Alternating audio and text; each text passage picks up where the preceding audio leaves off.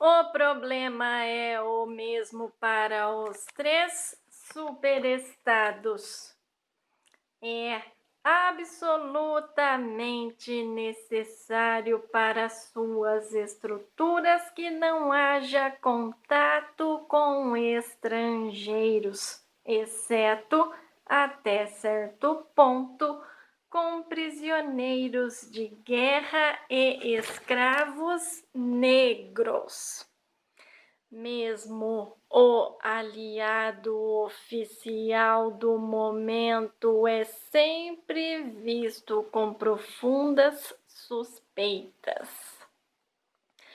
Fora os prisioneiros de guerra, o cidadão médio da Oceânia jamais põe os olhos num cidadão da Eurásia ou da Lestásia e está proibido de conhecer idiomas estrangeiros. Se tivesse permissão para manter contato com estrangeiros, descobriria que são criaturas semelhantes a ele e que quase tudo o que lhe disseram sobre essas pessoas é mentira. O mundo lacrado em que vive seria aberto, e o medo, o ódio e a presunção sobre os quais se apoia sua disposição para a luta poderiam evaporar-se. Diante disso, todos os lados percebem claramente que, por mais que Pérsia, Ceilão, Egito ou Java troquem de mãos, suas fronteiras jamais deverão ser cruzadas por nada que não sejam bombas. Por trás disso tudo há um fato jamais mencionado de viva voz, mas que é entendido tacitamente e que justifica uma série de ações. As condições de vida nos três superestados são quase as mesmas. Na Oceânia, a filosofia vigente tem o nome de Sócim. Na Eurásia tem o nome de neobolchevismo. Na Lestásia tem um nome chinês que costuma ser traduzido por adoração da morte, mas que talvez fosse mais bem representado por obliteração da identidade. O cidadão da Oceânia está proibido de se inteirar de quaisquer detalhes dos credos das outras duas filosofias, mas aprende a execrá-las como ofensas bárbaras à moralidade e ao bom senso. Na verdade, as três filosofias não têm quase nenhuma diferença entre si, e os sistemas sociais que elas justificam são idênticos. Em toda parte existe a mesma estrutura piramidal, a mesma adoração a um líder semidivino, a mesma economia justificada única e exclusivamente por uma atividade contínua de guerra. Em decorrência, os três superestados, além de não terem como conquistar uns aos outros, não alcançariam vantagem alguma se o fizessem. Ao contrário, enquanto permanecerem em conflito, promovem um ao outro como três fardos de milho. E, como de hábito, os grupos dominantes das três potências sabem e não sabem ao mesmo tempo o que estão fazendo. Dedicam suas vidas a conquistar o mundo, mas têm consciência de que a guerra necessita prosseguir para sempre, sem vitória de nenhuma parte. Enquanto isso, o fato de que não há possibilidade de conquista permite a denegação da realidade, que consiste na principal característica do sócio e de seus sistemas rivais de pensamento.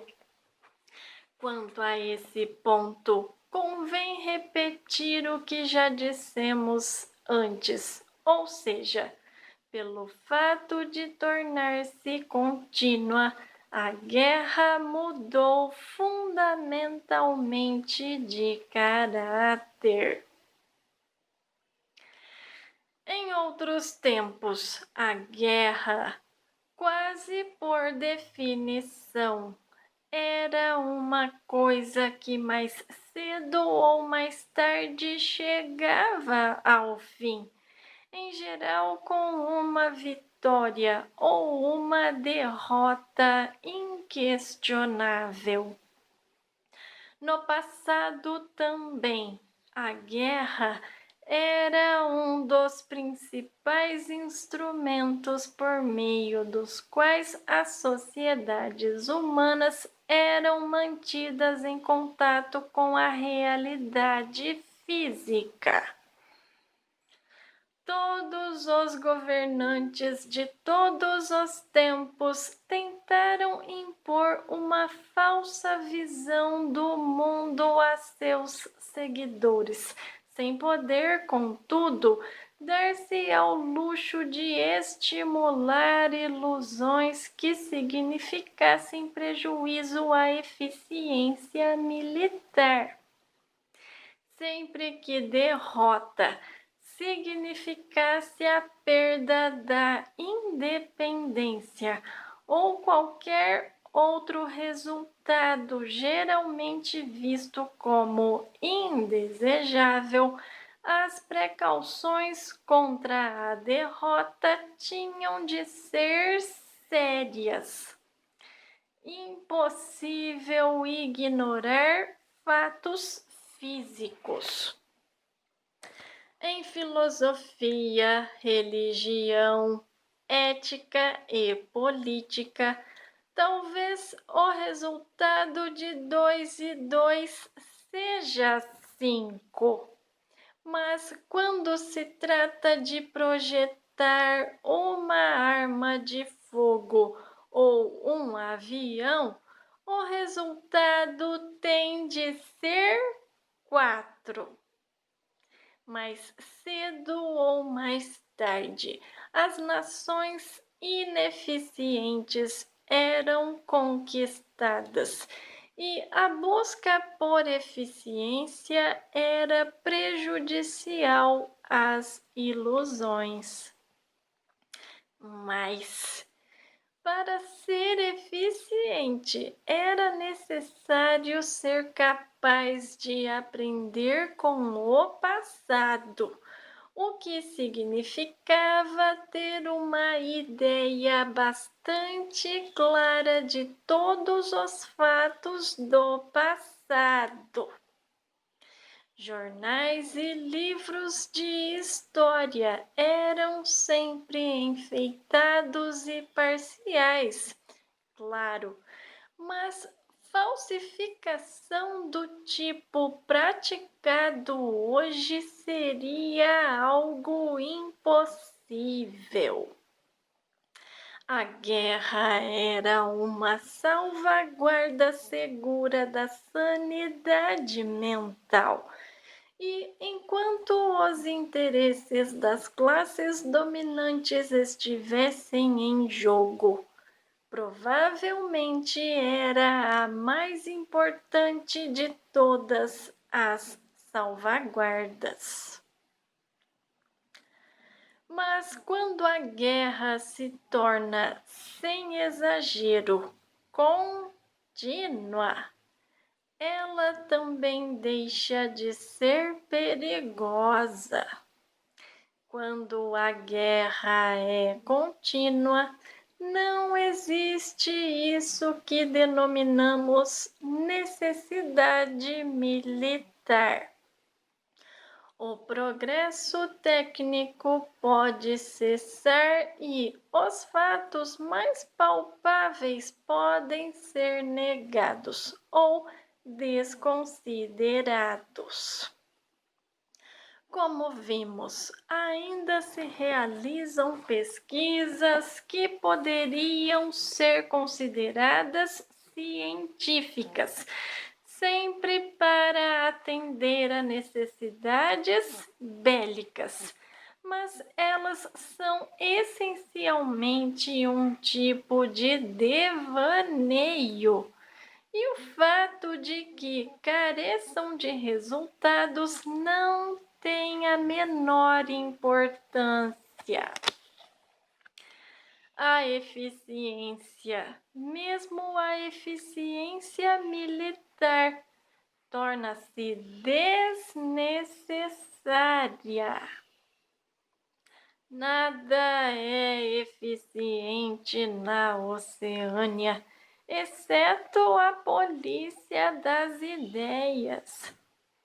Visto que os três superestados são inconquistáveis, cada um deles é, na realidade, um universo separado no interior do qual é seguro praticar quase todo tipo de perversão do pensamento.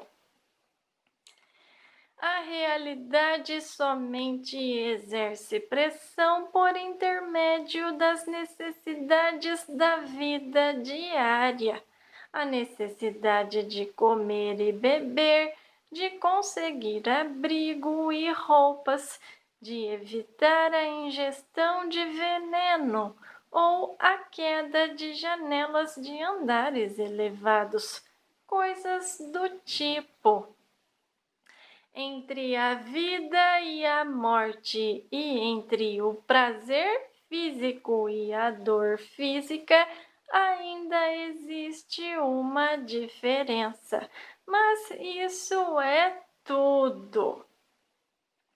Destituído de contato com o mundo externo e com o passado, o cidadão da Oceânia é como um homem no espaço interestelar, que não tem como saber o que está acima e o que está abaixo. Os dirigentes desse tipo de Estado conseguiram ser mais absolutistas que faraós e césares. Verdade que são obrigados a evitar que seus seguidores morram de fome em número muito elevado, fato que poderia prejudicá-los, e que são obrigados a manter o baixo nível de técnica militar dos rivais. Mas, uma vez obtido o mínimo, podem torcer a realidade na direção que lhes aprouver. A guerra, portanto, se julgada pelos parâmetros das guerras anteriores, não passa de impostura. É como as lutas entre certos animais ruminantes cujos chifres estão implantados num ângulo que impossibilita que um fira o outro. Ser irreal, porém, não significa que ela não tenha significado. A guerra devora o excedente de bens e contribui para preservar a atmosfera mental que convém a uma sociedade hierárquica. Hoje, a guerra é apenas, como veremos, um assunto puramente interno.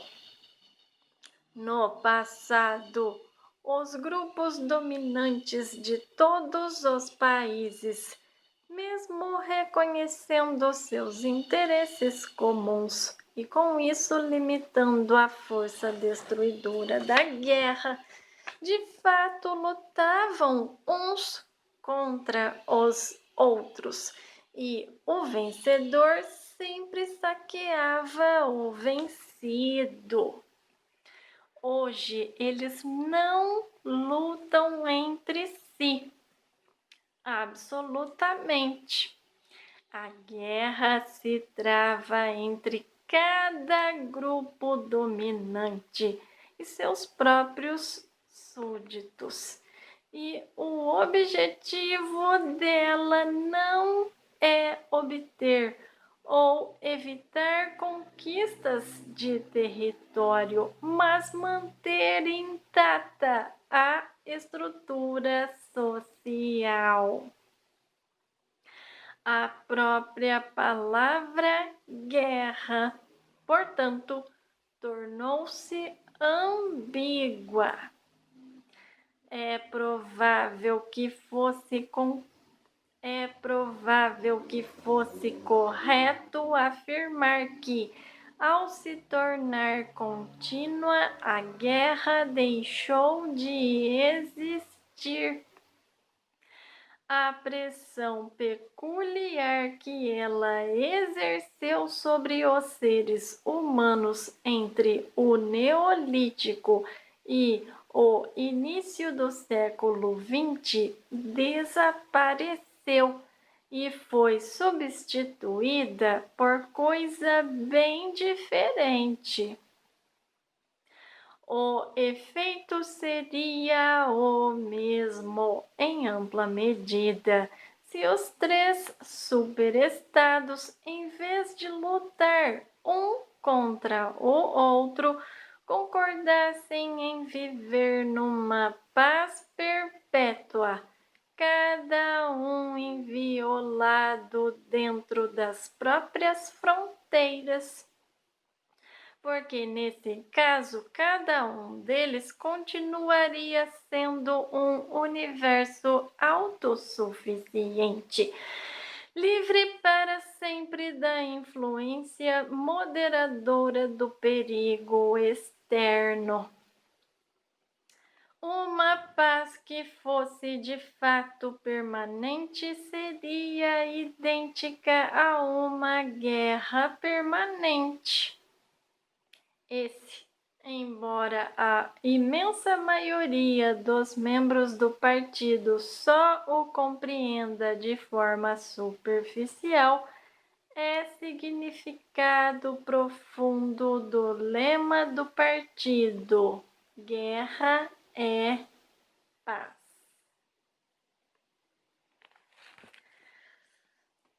Winston interrompeu a leitura por um momento.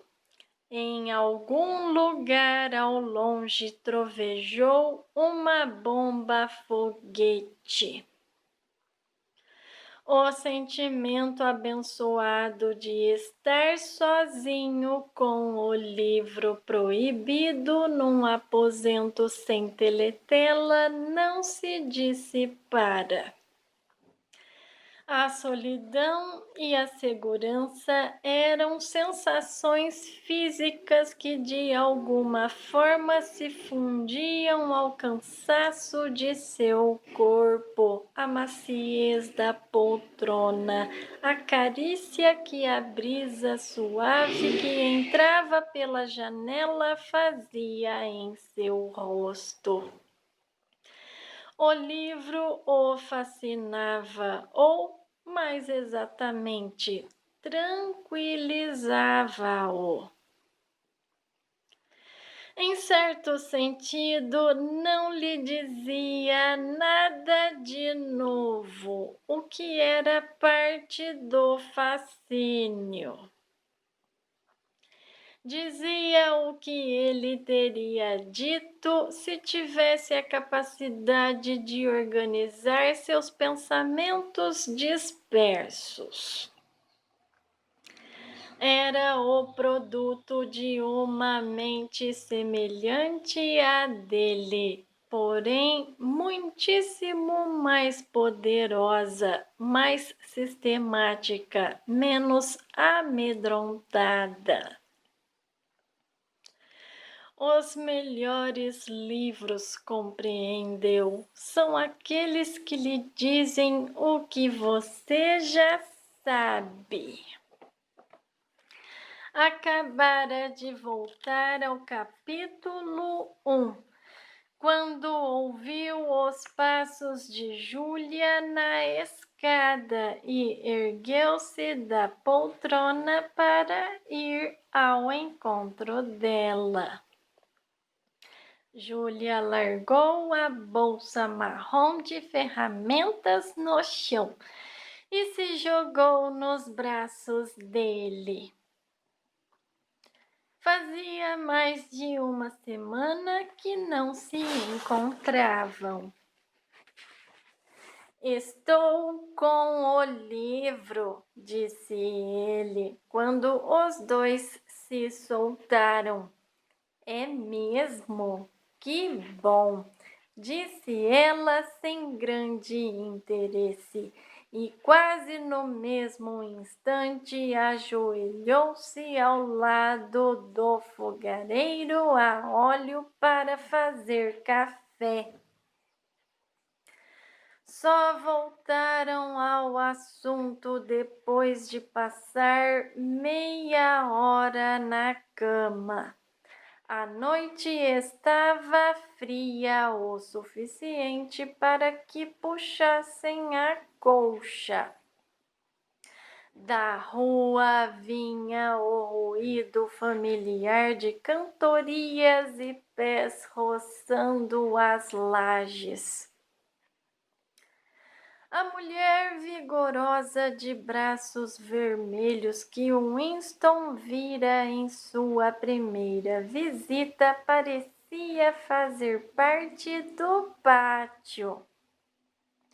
Pelo jeito, não havia hora do dia em que ela não estivesse caminhando de lá para cá entre o tanque e o varal, ora sufocando a si mesma com prendedores de roupa, ora cantando canções maliciosas a plenos pulmões. Júlia se acomodara em seu lado da cama e já parecia a ponto de adormecer. Ele estendeu o braço, apanhou o livro do chão e sentou-se com o tronco apoiado na cabeceira da cama. Precisamos ler isto, disse. Você também. Todos os membros da confraria precisam lê-lo. Por que você não lê? Disse ela de olhos fechados. Leia alto, é a melhor maneira. E você pode ir me explicando enquanto lê. Os ponteiros do relógio marcavam 6, ou seja, 18 horas. Tinham 3 ou 4 horas pela frente. Ele ajeitou o livro sobre os joelhos e começou a ler. Capítulo 1: Ignorância é força. Ao longo de todo o tempo registrado, e provavelmente desde o fim do Neolítico, existem 3 tipos de pessoas no mundo: as altas, as médias e as baixas. Essas pessoas se subdividiram de várias maneiras. Responderam a um número incontável de diferentes nomes, e seus totais relativos, bem como sua atitude umas para com as outras, tem variado de uma época para outra. Mas a estrutura primordial da sociedade jamais foi alterada. Mesmo depois de tremendas comoções e mudanças aparentemente irrevogáveis, o mesmo modelo sempre tornou a se formar, assim como um giroscópio sempre reencontra o equilíbrio, por mais que seja empurrado nesta ou naquela direção. Júlia, você está acordada? Perguntou Winston. Estou, meu amor. Estou ouvindo.